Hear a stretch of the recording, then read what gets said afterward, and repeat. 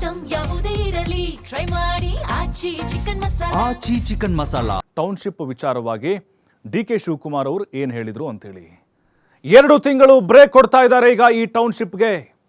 ಸಮಿತಿ ರಚನೆ ಮಾಡೋದಾಗಿ ಸಿಎಂ ಡಿ.ಕೆ. ಶಿವಕುಮಾರ್ ತಿಳಿಸಿದ್ದಾರೆ.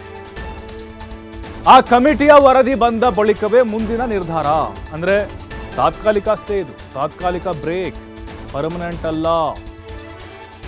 2 ತಿಂಗಳು ಟೈಮ್ ಇದೆ.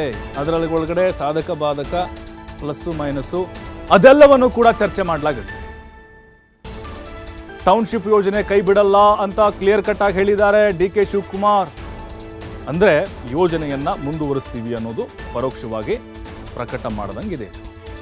ವಿಧಾನಸೌಧದಲ್ಲಿ ಸುದ್ದಿಗೋಷ್ಠಿ ನಡೆಸಿ ಡಿ.ಕೆ. ಶಿವಕುಮಾರ್ ಹೇಳಿಕೆಯನ್ನ ಕೊಟ್ಟಿದ್ದಾರೆ. ರೈತರನ್ನ ತಪ್ಪು ದಾರಿಗೆಳೆಯುವಂಥ ಕುತಂತ್ರ ಅಂಥೇಳಿ ಇದೇ ಸಂದರ್ಭದಲ್ಲಿ ಕಿಡಿಕಾರಿದ್ದಾರೆ.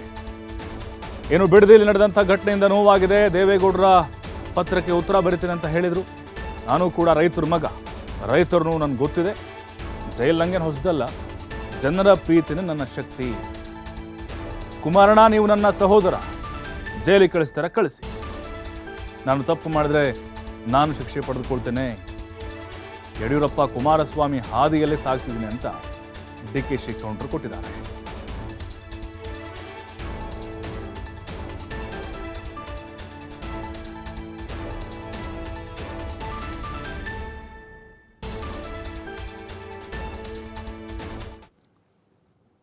ಈ ಎಲ್ಲ ಸುದ್ದಿಗಳ ಬಗ್ಗೆ ಮತ್ತಷ್ಟು ಮಾಹಿತಿಯನ್ನು ಕೊಡಲಿಕ್ಕೆ ನಮ್ಮ ಜೊತೆಗೆ ನಮ್ಮ ವರದಿಗಾರರು ತಯಾರಾಗಿದ್ದಾರೆ. ಅವ್ರನ್ನ ವೆಲ್ಕಮ್ ಮಾಡ್ತೀನಿ. ನಿಲಿನ್ ಸ್ವಾಮಿ ಇದ್ದಾರೆ, ಹಾಗೆ ಹಾಸನದಿಂದ ಪ್ರಕಾಶ್ ಜಾಯ್ನ್ ಆಗ್ತಾ ಇದ್ದಾರೆ. ತಮಗೆ ಲೈವ್ ಕರ್ನಾಟಕಕ್ಕೆ ಸ್ವಾಗತ.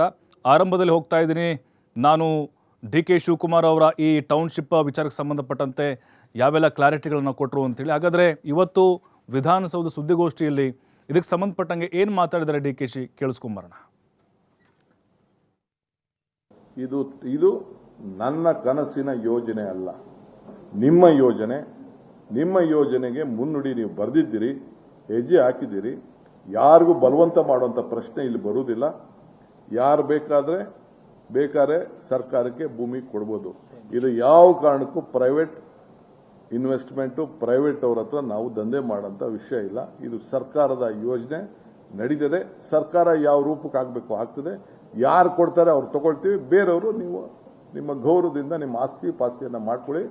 ನಾನು ಕೂಡ ನನ್ನ ಅವಧಿಯಲ್ಲಿ ಪೆನ್ನು ಪೇಪರ್ ನನಗೆ ಸಿಕ್ಕಿದಾಗ ಆ ಊರಿನಲ್ಲಿ ವಲಸೆಗಳ ತೆಗಿಬಾರ್ದು, ಆ ಊರನ್ನು ಅಭಿವೃದ್ಧಿ ಮಾಡಬೇಕು ಅಂತೇಳಿ ಸುತ್ತಲೂ ಆ ಊರಿಗೆ ಒಂದು ಟೌನ್ಶಿಪ್ ಆಗಿ ಅದನ್ನು ಇಟ್ಕೊಂಡು ಅಭಿವೃದ್ಧಿ ಮಾಡಬೇಕು ಅಂತ ಅದು ಕೂಡ ನಾನು ಯೋಜನೆಯನ್ನು ರೂಪವನ್ನು ನಾನು ಮಾಡಿದ್ದೇನೆ. ಇದು ನಾನು ಬಲವಂತವಾಗಿ ಯಾವ ಕಾರಣಕ್ಕೂ ನಿಮ್ಮ ಜಮೀನು ತೆಗೆದುಕೊಳ್ಳುವಂಥ ಅವಶ್ಯಕತೆ ನಮ್ಮ ಸರ್ಕಾರಕ್ಕಿಲ್ಲ.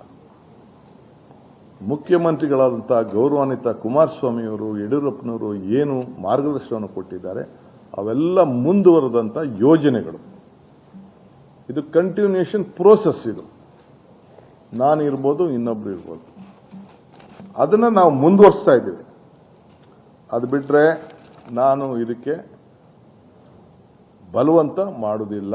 ನಾನು ಯಾರು ದಣು ತಗೋಬೇಕಾಗಿಲ್ಲ, ಯಾವ ಸ್ಟ್ರೈಕು ಬೇಡ. ನಿಮ್ಗೇನೋ ಆಸೆ ಇದ್ರೆ ನನ್ನ ಮೇಲೆ ಏನು ಬೇಕಾದ್ರೂ ನಿಮ್ಮ ಪ್ರಯೋಗಗಳು ಮಾಡಲಿ. ಏನೇನು ಬೇಕೋ ಪ್ರಯೋಗ ನಡೀತಾ ಇದೆ.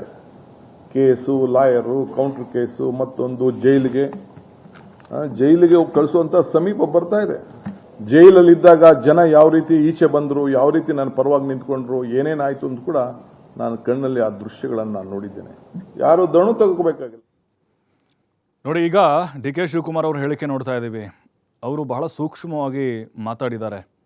ಯಾರಿಗೂ ಕೂಡ ಇಲ್ಲಿ ಅನ್ಯಾಯ ಆಗಲಿಕ್ಕೆ ಬಿಡೋದಿಲ್ಲ, ಯಾರಿಗೂ ಕೂಡ ನಾವು ವಿರೋಧ ಮಾಡೋದಿಲ್ಲ.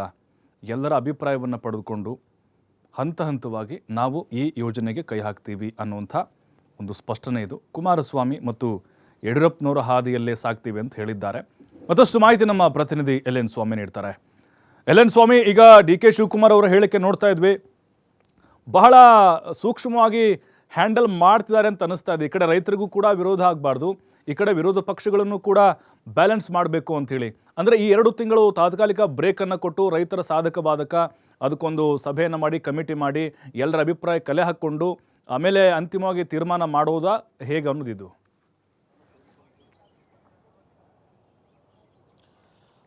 ಖಂಡಿತ ಪ್ರಭು, ಬಿಡದಿ ಟೌನ್ಶಿಪ್ ಯೋಜನೆ ವಿಚಾರಕ್ಕೆ ಸಂಬಂಧಪಟ್ಟಂತೆ ಎಲ್ಲೋ ಒಂದು ಕಡೆ ಸರ್ಕಾರ ಎಚ್ಚೆತ್ತುಕೊಂಡು ಎಚ್ಚರಿಕೆಯ ಹೆಜ್ಜೆಯನ್ನು ಇಡ್ತಾ ಇದೆ ಅನ್ನೋದು ಬಹುತೇಕ ಸ್ಪಷ್ಟವಾಗಿರುವಂಥದ್ದು.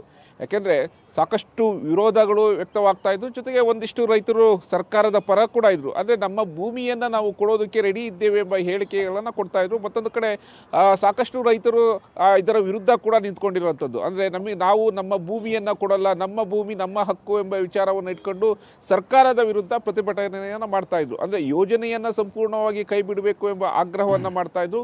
ಕಳೆದ 2 ದಿನಗಳ ಹಿಂದೆ ಸರ್ವೆ ಮಾಡಲಿಕ್ಕೆ ಹೋದಂಥ ಅಧಿಕಾರಿಗಳ ಮೇಲೆ ಆ ರೈತರು ಹಲ್ಲೆಗೆ ಮುಂದಾಗಿದ್ರು. ಜೊತೆ ರೈತರು ಹಾಗೂ ಅಧಿಕಾರಿಗಳು ಹಾಗೂ ಪೊಲೀಸರ ನಡುವೆ ಸಾಕಷ್ಟು ಜಟಾಪಟಿ ಕೂಡ ಆಗಿತ್ತು.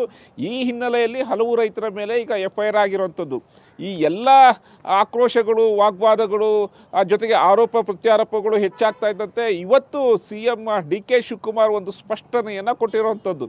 ಅಂದರೆ ನಾವು ಯಾರ ಜಮೀನನ್ನು ಬಲವಂತವಾಗಿ ಪಡೆಯೋದಿಲ್ಲ, ಯಾರು ಇಷ್ಟಪಟ್ಟು ಸರ್ಕಾರದಕ್ಕೆ ಜಮೀನು ಕೊಡ್ತಾರೋ ಅಂಥವರ ಜಮೀನನ್ನು ನಾವು ಪಡೆದುಕೊಳ್ತೇವೆ ಎಂಬ ಸ್ಪಷ್ಟನೆಯನ್ನು ಕೊಟ್ಟಿರುವಂಥದ್ದು. ಎಲ್ಲೋ ಒಂದು ಕಡೆ ಬಿಡದಿ ಟೌನ್ಶಿಪ್ ಯೋಜನೆ ವಿಚಾರಕ್ಕೆ ಸಂಬಂಧಪಟ್ಟಂತೆ ಆರಂಭಿಕ ಗೆಲುವು ಸಿಕ್ಕಿದ್ದ ರೈತರ ಹೋರಾಟಕ್ಕೆ ಅನ್ನೋದು ಕೂಡ ಇಲ್ಲಿ ನಾವು ನೋಡಬೇಕಾಗಿರುವಂಥದ್ದು.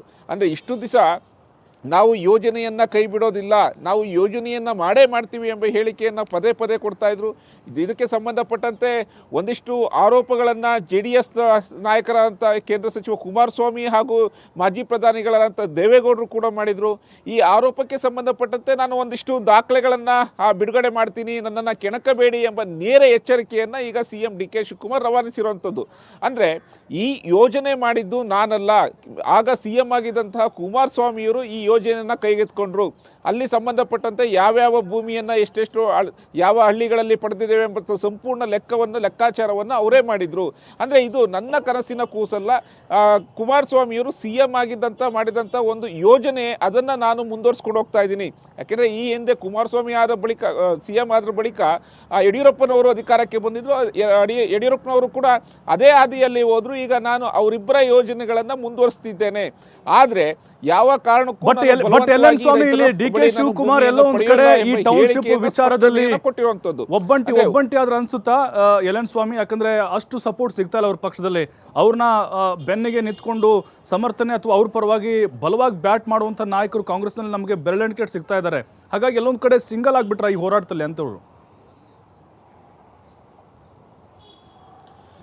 ಖಂಡಿತ ಪ್ರಭು, ಎಲ್ಲೋ ಒಂದು ಕಡೆ ಕೆಲವೊಂದು ಶಾಸಕರು, ಅಂದರೆ ಸ್ಥಳೀಯ ಶಾಸಕರಾದಂಥ ಬಾಲಕೃಷ್ಣ ಅವರನ್ನು ಹೊರತುಪಡಿಸಿದ್ರೆ, ಇನ್ನು ಕೆಲವರನ್ನು ಹೊರತುಪಡಿಸಿದ್ರೆ CMಗೆ ಸಾಕಷ್ಟು ಸಾಥ್ ಕೊಡ್ತಾಯಿದ್ರು. ಅಂದರೆ ಈ ಯೋಜನೆಯ ಸಾಧಕ ಬಾಧಕಗಳನ್ನು ನಾವು ಹೇಳ್ತೀವಿ, ಜನರನ್ನು ಕನ್ವಿನ್ಸ್ ಮಾಡ್ತೀವಿ, ರೈತರನ್ನು ಕನ್ವಿನ್ಸ್ ಮಾಡ್ತೀವಿ ಇಂದ ಹೇಳಿಕೆಯನ್ನು ಕೊಡ್ತಾಯಿದ್ರು. ಜೊತೆಗೆ 80% ರೈತರು ಒಪ್ಪಿಗೆ ಕೊಟ್ಟಿದ್ದಾರೆ ಎಂಬ ಹೇಳಿಕೆಯನ್ನು ಕೊಟ್ಟಿದ್ರು. ಇದು ಎಲ್ಲೋ ಒಂದು ಕಡೆ ವಾಗ್ವಾದಕ್ಕೂ ಕಾರಣ ಆಗಿತ್ತು. ಅಂದರೆ ಬಿಡದಿ ಸ್ಥಳೀಯ ರೈತರುಗಳು 80% ಯಾರು ಒಪ್ಪಿದ್ದಾರೆ ಎಂಬ ಪ್ರಶ್ನೆಯನ್ನು ಪದೇ ಪದೇ ಮಾಡ್ತಾ ಇದ್ರು.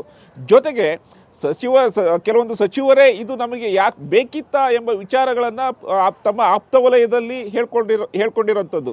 ಅಂದರೆ ಕ್ಯಾಬಿನೆಟ್ನಲ್ಲಿ ಚರ್ಚೆ ಮಾಡಿ ಕ್ಯಾಬಿನೆಟ್ನ ಬಳಿಕ ಇದನ್ನು ಯಾವ ರೀತಿ ಯೋಜನೆಯನ್ನು ಜಾರಿಗೆ ತರಬೇಕು ಎಂಬ ಸಂಪೂರ್ಣವಾದಂಥ ಒಂದು ಮಾಹಿತಿಯನ್ನು ಪಡಿಬೇಕಿತ್ತು. ಜೊತೆ ಎಲ್ಲ ಸಚಿವರ ಒಂದು ಒಪ್ಪಿಗೆಯನ್ನು, ಚರ್ಚೆಯನ್ನು ಮಾಡಬೇಕಿತ್ತು.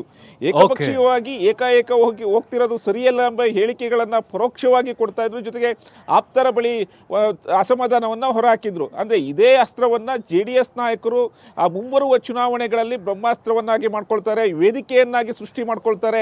ಜೊತೆಗೆ ಇದು ನಮ್ಮ ಪಕ್ಷಕ್ಕೆ ಹಿನ್ನಡೆ ಆಗುತ್ತೆ, ದೊಡ್ಡ ಡ್ಯಾಮೇಜ್ ಕೂಡ ಆಗುತ್ತೆ. ಯಾಕೆಂದರೆ ರೈತರ ಹೋರಾಟ ಮುಂದೆ ಹೋದಂಥ ದಿನಗಳಲ್ಲಿ ಇನ್ನಷ್ಟು ಹೆಚ್ಚಾಗ್ಬೋದು, ರಾಜ್ಯಾದ್ಯಂತ ವ್ಯಾಪಿ ಕಿಚ್ಚು ಹಚ್ಚಬಹುದು. ಈ ಹಿನ್ನೆಲೆಯಲ್ಲಿ ಎಲ್ಲ ಲೆಕ್ಕಾಚಾರಗಳನ್ನು ಮಾಡಿಕೊಂಡ್ರೆ ಪಕ್ಷಕ್ಕೆ ಸಾಕಷ್ಟು ಡ್ಯಾಮೇಜ್ ಆಗುತ್ತೆ. ಹಠ ಬೇಡ, ಏಕಪಕ್ಷೀಯವಾದ ನಿರ್ಧಾರ ಬೇಡ, ಎಲ್ಲರನ್ನ ಸಮಾಧಾನವಾಗಿ ಏನೋ ಒಂದು ಅವರ ಒಂದು ಸಲಹೆಯನ್ನು ಪಡೆದುಕೊಳ್ಳಿ, ಜೊತೆಗೆ ರೈತರ ಜೊತೆ ಚರ್ಚೆ ಮಾಡಿ ಎಂಬ ಸಲಹೆಗಳನ್ನು ಪರೋಕ್ಷವಾಗಿ ಕೊಡ್ತಾ ಇದ್ರು. ಯಾಕಂದ್ರೆ ಏಕಾಏಕಿ ರೈತರ ಒಂದು ಸಮಸ್ಯೆಗಳನ್ನು ಆಲಿಸೋದು ಬಿಟ್ಟು ರೈತರನ್ನ ಕರೆಸಿ ಮಾತಾಡಿ ಅವರಿಗೆ ಒಂದು ಸಜೆಷನ್ ಅನ್ನು ಕೊಡುವಂಥದ್ದು ಅಥವಾ ಒಂದು ಸಲಹೆಗಳನ್ನು ಕೊಡುವಂಥದ್ದು ಮಾಡಿದ್ರೆ ಎಲ್ಲ ಒಂದು ಕಡೆ ರೈತರ ವಿಶ್ವಾಸವನ್ನು ನಾವು ಪಡ್ಕೊಳ್ಬಹುದು ಎಂಬ ಸಲಹೆಯನ್ನು ಕೊಡ್ತಾ ಇದ್ರು. ಈ ಎಲ್ಲವನ್ನು ನೋಡ್ತಾ ಇರ್ಬೇಕಾದ್ರೆ ಒಟ್ಟಾರೆಯಾಗಿ ಎಲ್ಲೋ ಒಂದು ಕಡೆ CM DK ಶಿವಕುಮಾರ್ ಅವರ ಯೋಜನೆಗೆ ಸಂಬಂಧಪಟ್ಟಂತೆ ಸರ್ಕಾರದಲ್ಲಿ ಅಸಮಾಧಾನ ಇದ್ದದ್ದು ಆ ಮೇಲ್ನೋಟಕ್ಕೆ ಸ್ಪಷ್ಟ ಆಗಿರುವಂಥದ್ದು. ಪ್ರಭು, ಎಸ್, ಥ್ಯಾಂಕ್ ಯು ಯಲನ್ ಸ್ವಾಮಿ ತಮ್ಮೆಲ್ಲ ಮಾಹಿತಿಗಾಗಿ.